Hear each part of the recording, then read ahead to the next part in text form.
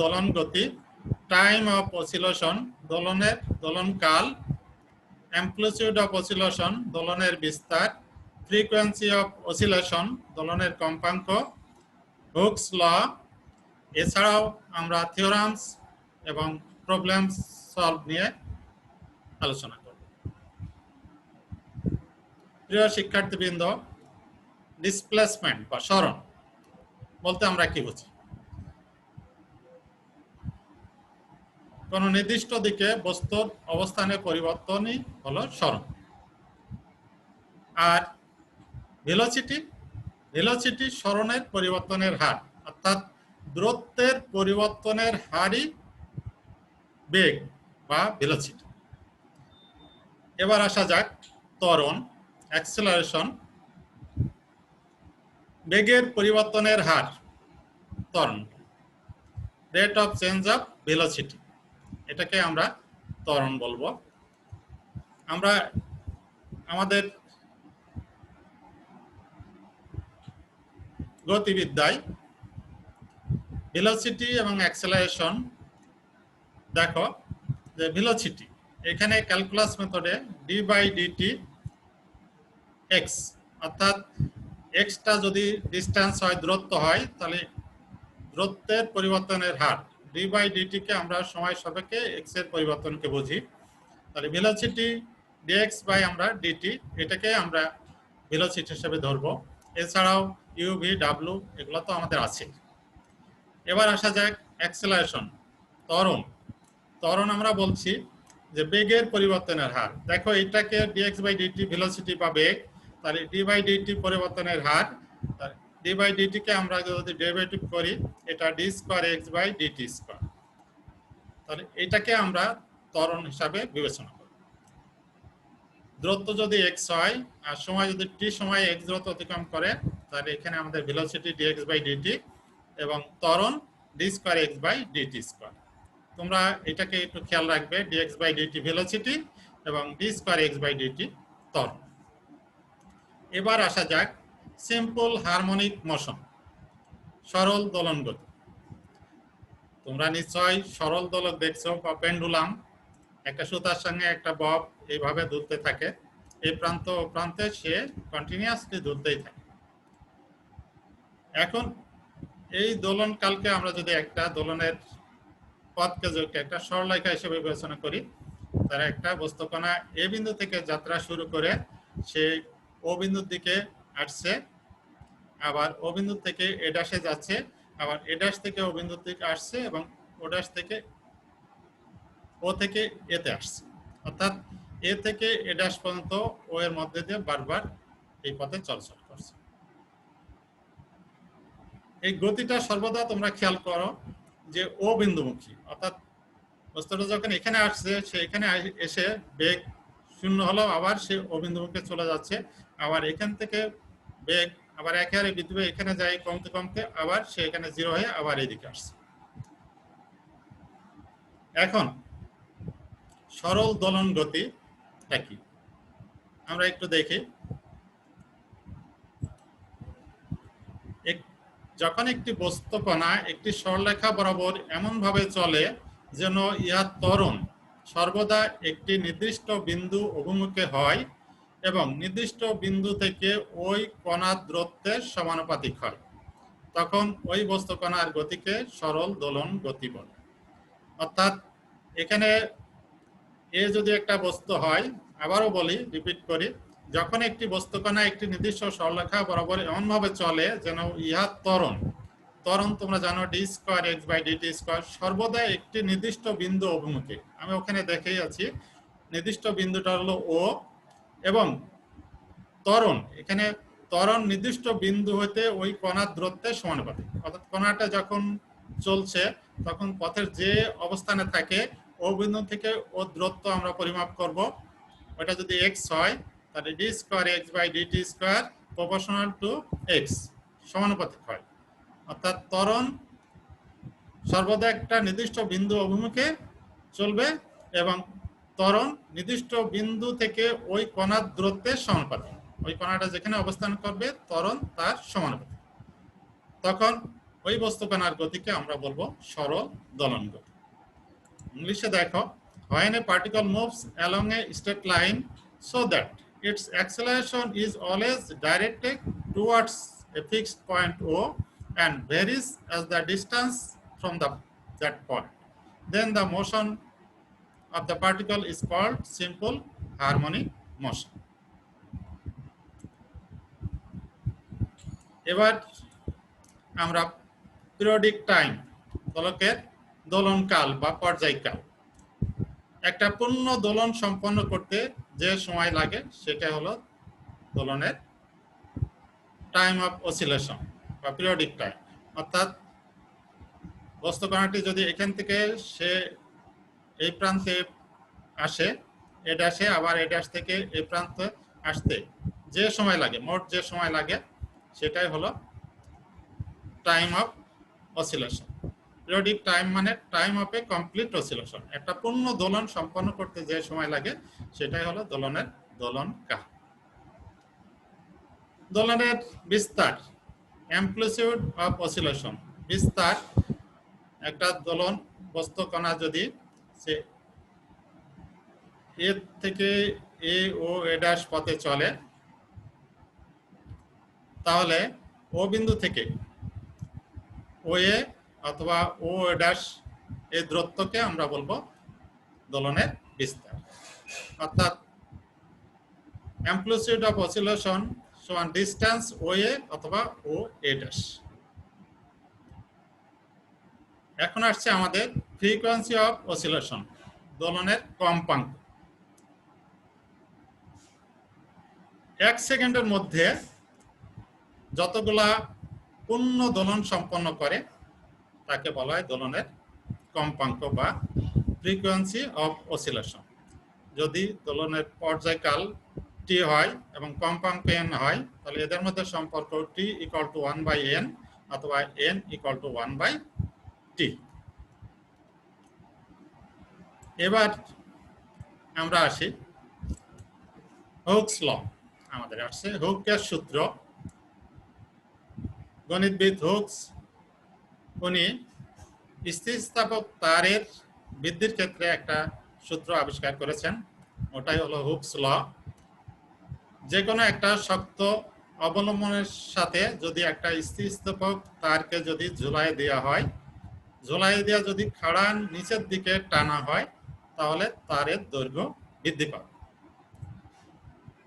আর তারের টান উপরের দিকে যদি টি হয়, তাহলে হুকস বলছেন T proportional to X minus L by L. অর্থাৎ এসি যদি এক্স হয় আর এবি যদি এল হয়, তাদের বৃদ্ধিপ্রাপ্ত দৈর্ঘ্য হলো বিসি, অর্থাৎ এক্স মাইনাস এল হলো বিসি দৈর্ঘ্যপ্রাপ্ত, অর্থাৎ দৈর্ঘ্যের বৃদ্ধি যেটা বাই আদি দৈর্ঘ্য। টি ভ্যারিজিয়াস বৃদ্ধিপ্রাপ্ত দৈর্ঘ্য বাই আদি দৈর্ঘ্য ইকুয়াল টু যদি আমরা করি, তাহলে এখানে lambda into x minus L by L, lambda modulus of elasticity, তারের স্থিতিস্থাপক গুণাঙ্ক ল্যামডা। অর্থাৎ টেনশন টি সমান আমরা পাই স্থিতিস্থাপক গুণাঙ্ক আর বৃদ্ধিপ্রাপ্ত দৈর্ঘ্য আর নিচে আদি দৈর্ঘ্য। তাহলে হুকসের ল সম্বন্ধে আমরা জানলাম। এবার আসা যাক আমরা নেক্সট আমাদের কি আছে দেখি।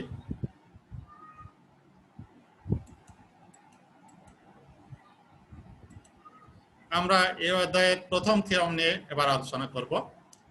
Theorem 1, a particle moves in a straight line AO starting from rest at A and moving with an acceleration which is always directed towards O and varies as the distance from O. Discuss the motion. প্রিয় শিক্ষার্থীবৃন্দ, তোমরা বুঝতে পারছো এটা সরল দোলন গতির উপর একটা থিওরাম। আবার আমরা থিওরামটা বুঝি। পার্টিকেলটা মুভস করছে একটা সরলরেখা এও বরাবর, স্থির অবস্থান এ থেকে এ থেকে এও বরাবর পার্টিকেলটা চলছে। আর মুভিং উইথ অ্যান অ্যাক্সিলারেশন, ওই পার্টিকেলের ত্বরণ which is always directed towards, ত্বরণটা সর্বদা ও বিন্দুমুখী এবং অ্যান্ড ভ্যারিজ, ভ্যারিজ মানে কে ভ্যারিজ, ত্বরণ, ত্বরণ varies as the distance from, ত্বরণটা ও বিন্দু থেকে দূরত্বের সমানুপাত। তাহলে এই ক্ষেত্রে আমাদের গতি আলোচনা করা, থিওরামটায় আমরা আসি। লেট স্টার্টিং ফ্রম ওই, একটা বস্তু এ বিন্দু থেকে সে যাত্রা করলো এও বরাবর, টি সময়ে সে পি বিন্দুতে আসে পৌঁছে। তাহলে দূরত্ব আমরা যদি ধরি ওপি সমান এক্স,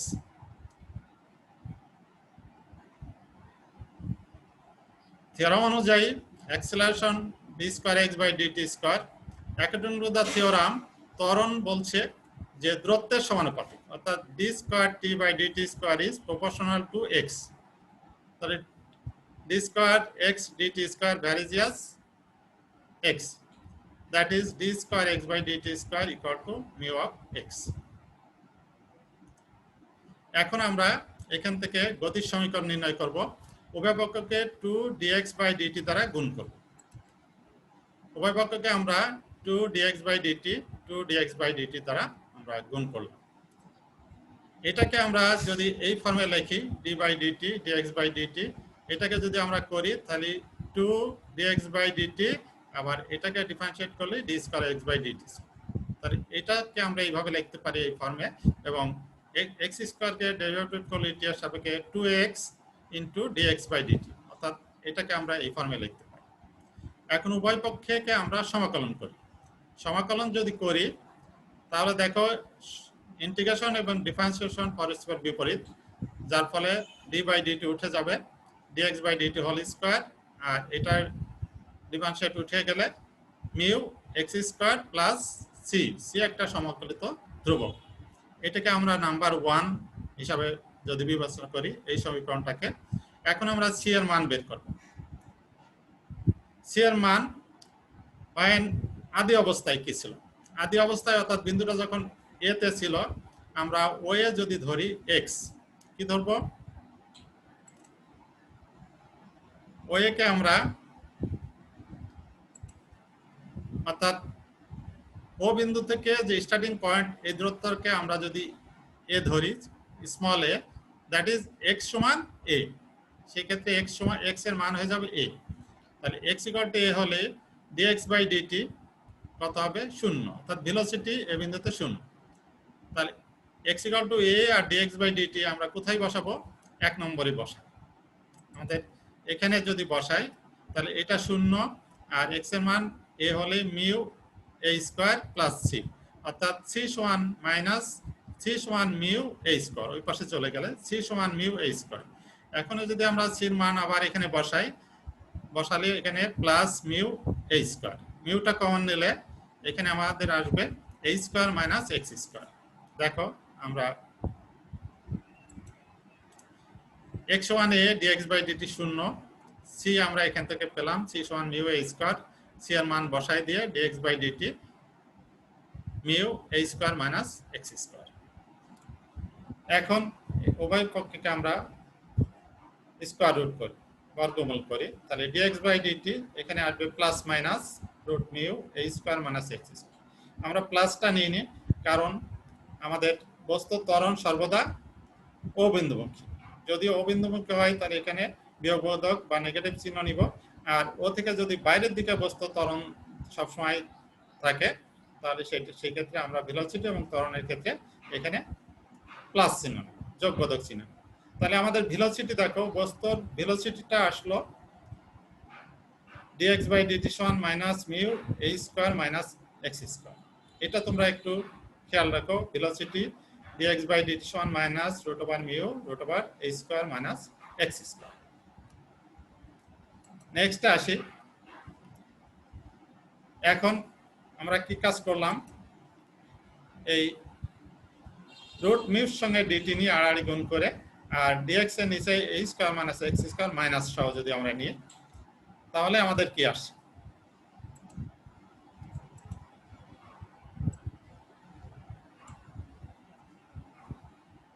অর্থাৎ রুট মিউ ইন্টু ডিটি আর minus dx by a square minus x square. উভয় পক্ষকে আমরা সমাকলন করি, তাহলে এটা রুট মিউটা ধ্রুবক আর 1 ইন্টু ডিটি, এখানে টি আসবে, আর এটা যদি আমরা ইন্টিগ্রেশন করি তাহলে cos inverse X by A plus C one. যেহেতু এটা ইন্ডিপেন্ডেন্ট ইন্টিগ্রাল, অবশ্যই একটা সমতুল্য ধ্রুবক আসবে। এখন আমাদের সি1 এর মানটা বের করতে হবে। পয়েন্ট টি সমান 0, টি সমান 0 কখন?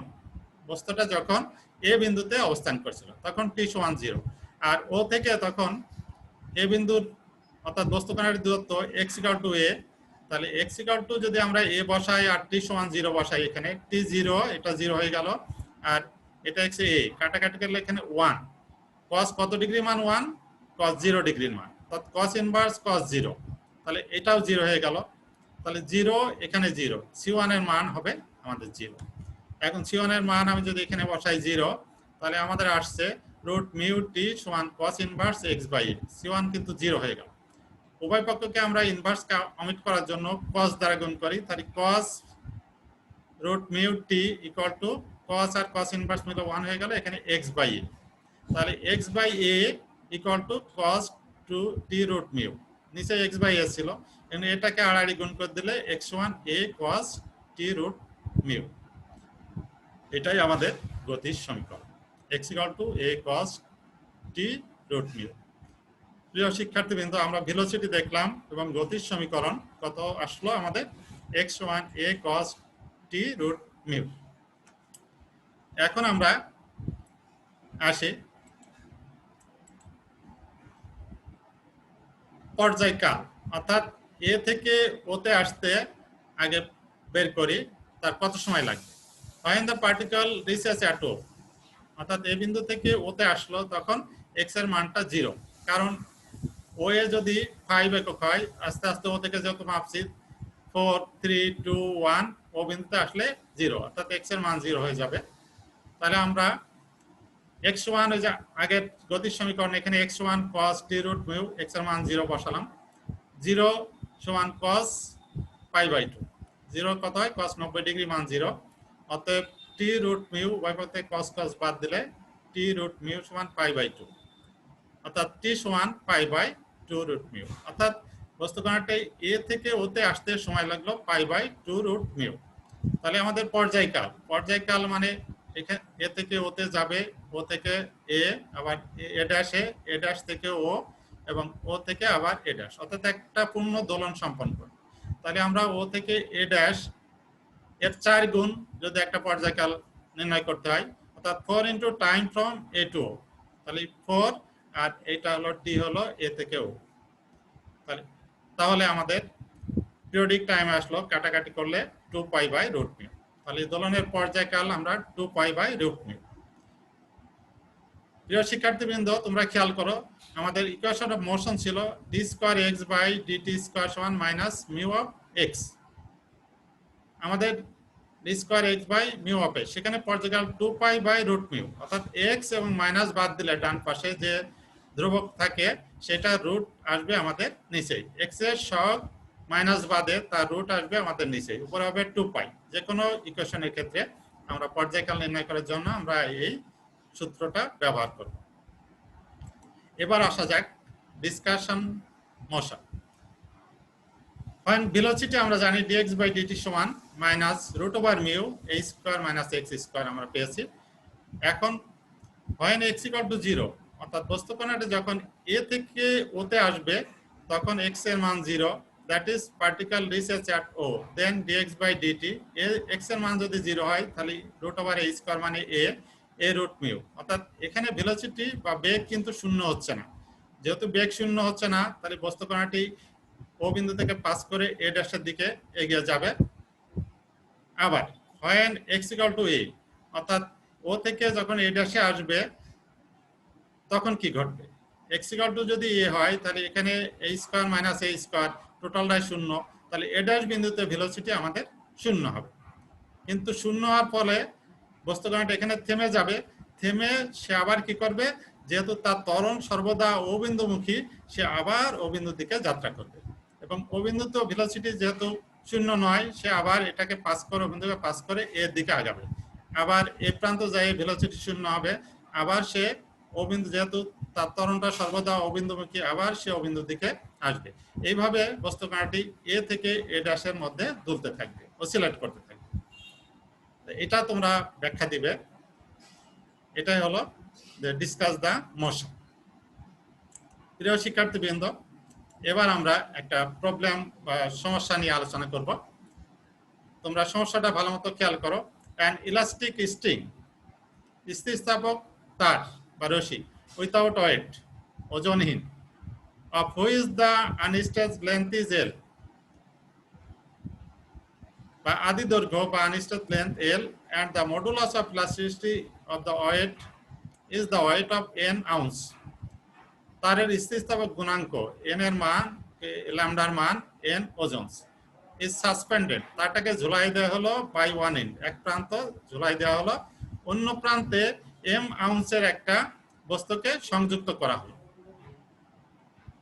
So that the time of vertical oscillation, এখানে the time of vertical oscillation is এত, এখানে একটা তোমরা খেয়াল করো, so that the time of vertical oscillation is এত, অর্থাৎ উলম্ব বস্তুর ভার্টিক্যাল অসিলেশন, উলম্ব টাইম অফ অসিলেশন, উলম্ব আমরাকে পর্যায় বা উলম্ব পর্যায়কাল বা দোলনকাল, সেটাকে আমরা বুঝবো। এটা আমাদের 2 পাই ml বাই ng, এটা আমরা দেখাবো।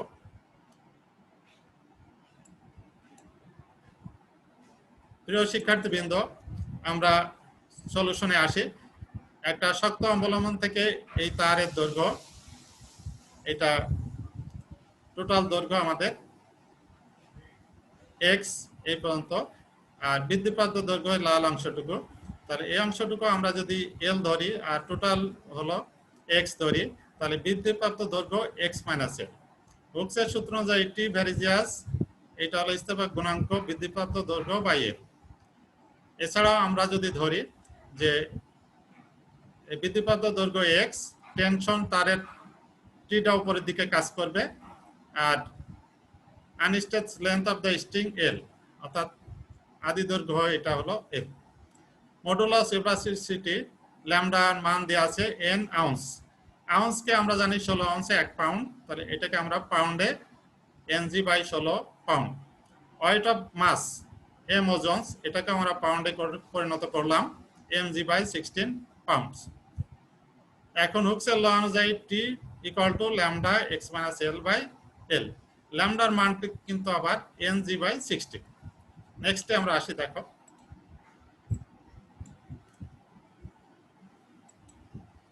Here the equation of motion, এখানে m by 16 d square mf, এখানে mg বাই 16 মাইনাস t।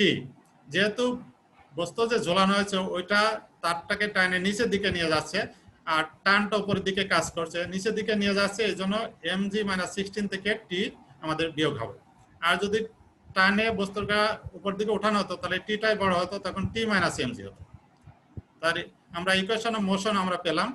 এখন এটাকে আমরা m বাই 16 এই পাশে আমরা গুণ করে দিই, তাহলে এই পাশে 16 উপরে চলে যাবে আর m নিচে, আর এখানে আমরা mg বাই 16 আর t এর মানটা আমরা ওখানে বসালাম এবং ল্যামডার মানটা বসাই দিলাম। বসাই দিলে আমরা এটা যদি গুণ করি, 16 16 কাটা যাবে, mm কাটা যাবে, এখানে g, আর এখানে এটা 16 কাটা যাবে, এখানে আমাদের আসবে ng বাই m, আর এখানে l ml, আর এখানে থাকলো x মাইনাস l। এটাকে আমরা লিখতে পারি ng by lm, x minus l টাকে আগে নিলাম, আর মাইনাস আমরা যদি এখানে g হবে, যেহেতু এখানে মাইনাস কোন হয়েছে, এখানে প্লাস জি হবে, কিন্তু এখানে ng বাই lm এটা গুণ করো, lm কাটা গেল, আর ng গুণ করলে nn কাটা গেলে এখানে g আসবে, অর্থাৎ জিটা আমরা এটা গুণ করলে এখানে g আসবে। এখন এইটাকে যদি l ডানে কমন নিই, তাহলে n plus m by n, x minus m plus n by n l। প্রিয় শিক্ষার্থীবৃন্দ, দেখো d square h by dt square সমান মাইনাস, এটাকে আমরা যদি মিউ ধরি, মিউ ইন্টু এক্স, এক্স এর সব, বাকিগুলো আমাদের কোনো প্রয়োজন নাই। আমরা যদি টাইম অফ ভার্টিক্যাল অসিলেশন, পর্যায় টাইম অফ অসিলেশন নির্ণয় করতে চাই, তাহলে এক্স এর সহগ এটাকে যদি আমরা রুট, এটাকে যদি মিউ ধরি, মিউ অফ এক্স ধরি, তাহলে আমাদের পর্যায়কাল হবে 2 পাই বাই রুট মিউ, অর্থাৎ 2 পাই বাই এনজি বাই এলএম। যেহেতু নিচেই আসছে, এটা উপরে উঠা দিলে এলএমটা উপরে চলে গেল এনজি। তাহলে আমাদের টাইম অফ ভার্টিক্যাল অসিলেশনে এটা আমাদের প্রমাণ করতে বলছে বা দেখাচ্ছে। আমরা দেখালাম যে আসলে time of vertical oscillation 2 pi root over LM by NG. প্রিয় শিক্ষার্থীবৃন্দ, তোমরা প্র্যাকটিস ওয়ার্ক করবে বাসায়। তোমাদের থিওরাম 3 ইম্পর্টেন্ট, তারপরে 4 এক্সাম্পলগুলা 1, 4, 5, 16, 17, 21, 31 সবগুলা এখানে যেহেতু করানো সম্ভব না, তোমরা বাসায় প্র্যাকটিস করবে। আশা করি তোমাদের যে থিওরামগুলো আমরা করাচ্ছি এর আলোকে তোমরা সব প্রবলেমগুলো সলভ করতে পারবে। এখন বুক রেফারেন্স, তোমরা বলবিদ্যা বা মেকানিক্সের, যেহেতু জাতীয় বিশ্ববিদ্যালয় আমাদের বাংলায় লেকচার দিতে বলেছেন, সেহেতু মেকানিক্সের সায়েন্স ভিউ পাবলিকেশনস বইটা, এছাড়াও মেকানিক্স বা বলবিদ্যা তিতাস পাবলিকেশনের বইটা তোমরা দেখতে পারো। এটা তোমাদের আশা করি সাহায্য করবে। প্রিয় শিক্ষার্থীবৃন্দ, আজকের প্রথম ক্লাস আশা করি তোমাদের ভালো লেগেছে। নেক্সট ক্লাস আমরা বাংলায় স্লাইডগুলো বাংলাতে আমি নিয়ে আসার চেষ্টা করব। ইংরেজি হয়তো আরেকটা স্লাইড থাকতে পারে। নেক্সট ক্লাসগুলো আমি বাংলায় তোমাদের উপস্থাপন করব। তোমরা বাসায় প্র্যাকটিস করো, ভালো থাকো, সুস্থ থাকো, এই কামনা করি। আজকের মতো আমি এখানে বিদায় নিচ্ছি।